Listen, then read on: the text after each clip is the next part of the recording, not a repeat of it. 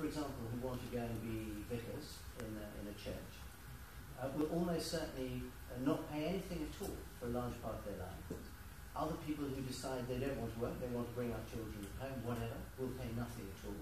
About a quarter of all graduates will not pay anything at all, either because their earnings are below or because they're not in the workplace. And those who are from poor families who wouldn't normally be able to afford to pay what their fees can now do so because there are much wider options available in terms of bursaries. And I know this because people who want to go to university who can't afford it are coming to me for help accessing those bursaries. And we have put through a lot of people in Gloucester, steered them onto the right track to apply for those bursaries and make sure the money is in place. And it's a very rewarding thing because it's now 5 years on since I first went through this. And you get letters back from people who've now graduated, appreciating what the government has done and what they've learned from their time at university. Now, the interesting thing is, all parties struggle a little bit with finding a perfect solution. There probably isn't an absolutely perfect one. But I do think that the latest proposals by the Labour Party on this are absolutely catastrophic. They are completely the opposite of progressive. They actually help people who are going to earn the most pay the least. And in fact it is, and I'm sorry Sophy, you're wrong on this, this is a tax on higher rate earners. Anyone who's earning more than £40,000, that will include a lot of deputy heads, a lot of senior matrons, a lot of other people in the public service who will not be able to save nearly so much for their pension. So you're robbing the pension pots, people who are not all millionaires, let's not pretend that everyone paying high rate tax is, and you're using that money to try and subsidise universities, but it's not very literate, and Jeremy is right on this, because in year one of the next government, these people won't have been taxed on what they're putting into their pension pot. So straight away, in your first year, 2015-16, you will have a 2.5 billion gap in the public spending. Straight away, the deficit will be ballooning out 2.5 billion in year one.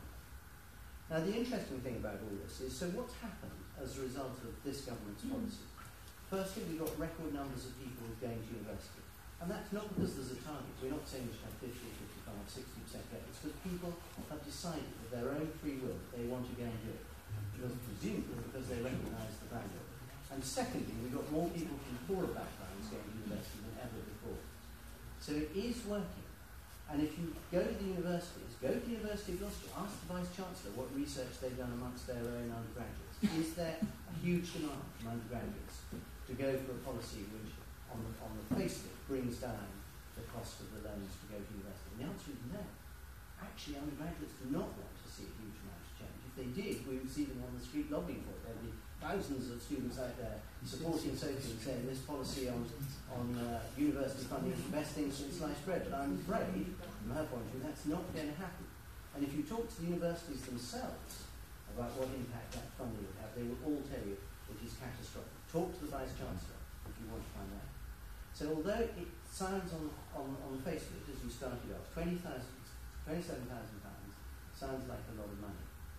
But it's not a lot of money, and you may not even be paying it. It just depends on what happens to you after you've left university. So nothing up front. It's a loan, if you like, it's a tax on future earnings. And I suspect that in years to come, you will look back and say, that wasn't a bad solution. Thank you. I'm just going to end with one thing. It's a fact. Last March, as President of the Union, I took a delegation of NEC members and staff over to Finland. And Finnish education is free from the age of, well, 0 right up to 25. So you finish. Now it's the highest, one of the highest performance systems in the world. The only thing you pay for in Finland is for adult education. Childcare, the maximum cap on that is €270 per child per month. So just something for you to think about. And if you want to read that report and get the facts of it, it's on the NEC website, Delegation to Finland. I've got 2 more questions left, and the penultimate question, and it's going to be 1 sentence only. And it's Mark Wallace, who's a member of the public. Mark, could you put your hand up? Mark, thank you. And 1 sentence response. What is the purpose of education? Thank you, Mark. And I'm going to go to the purpose of education, in one sentence, sorry, I'm repeating something that I heard somebody say. I'm not trying to plagiarise it, and I can't remember who said it about 3 or 4 months ago. Education is what's left after you've forgotten all the facts and figures you were taught at school. So it's everything else that you come away from your school education, I would say, in the context of school education.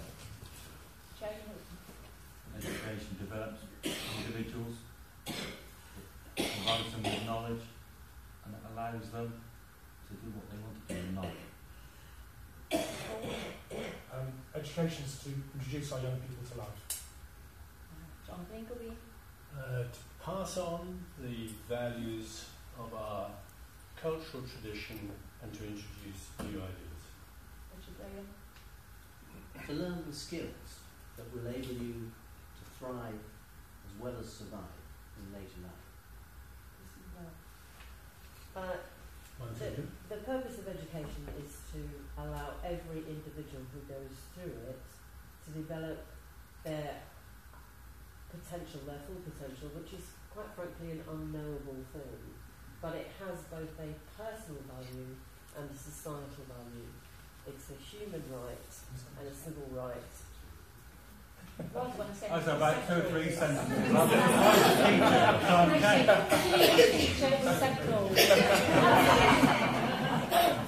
very good with those.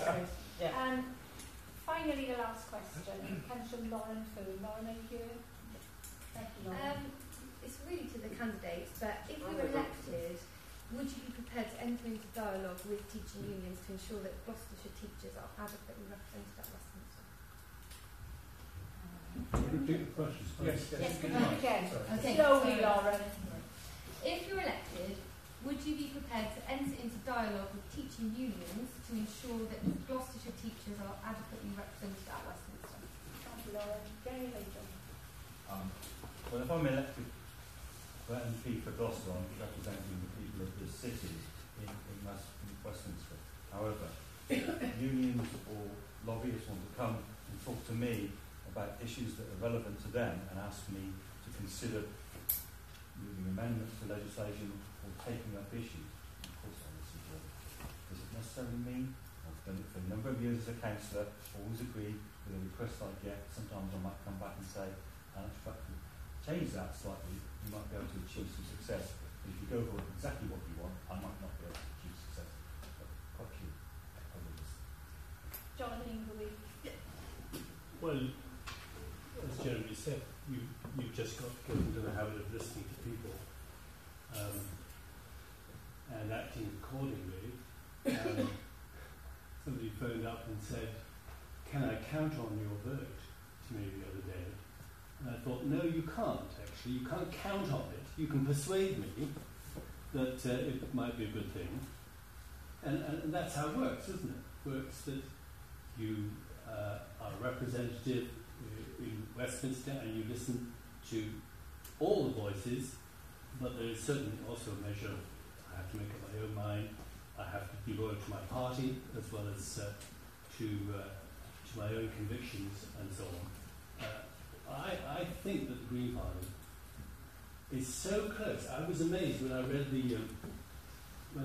your manifesto and our manifesto, how close they were in so many ways. So it wouldn't be difficult to listen in this case.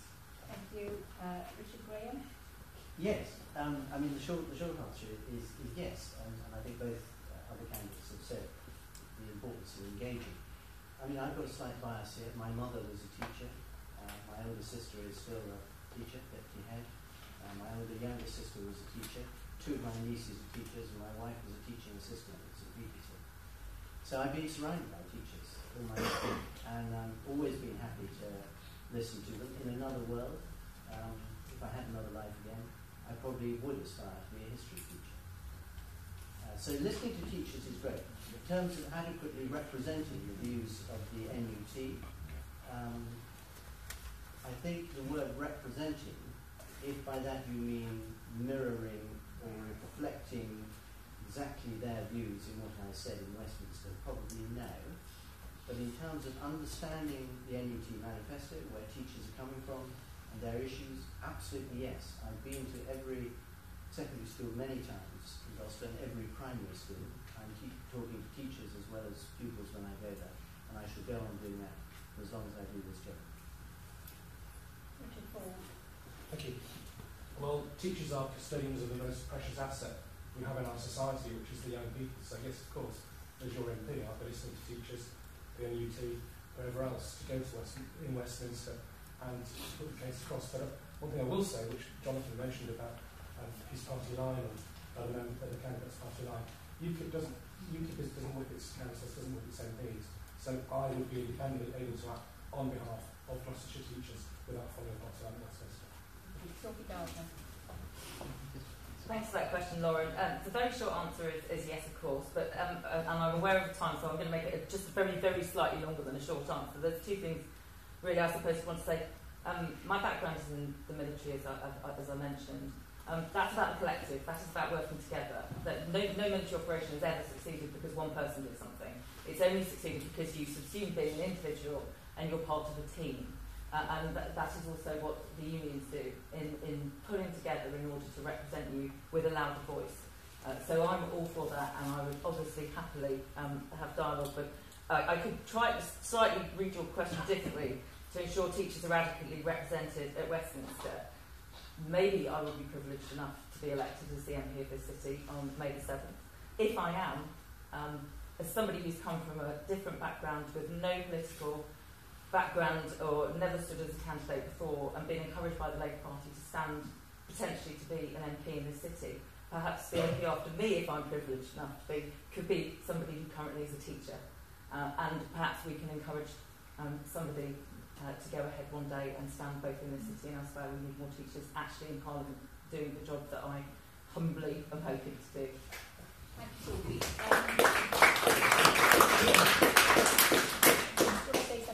No. You're fine. Do you want to engage with the politicians? Can I just thank you all for coming this evening and giving up your time? And also I'd like to thank the candidates for coming.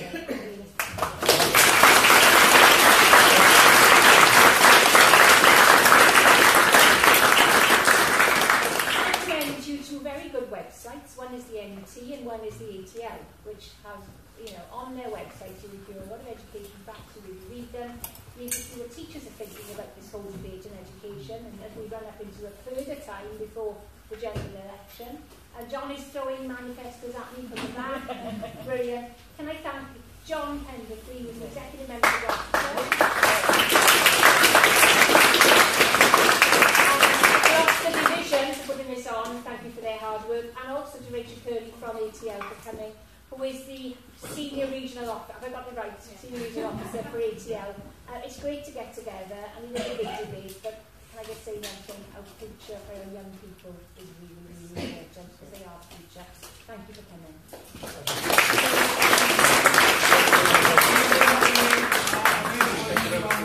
Stay for them, tea, coffee and biscuits, and we'll be serving the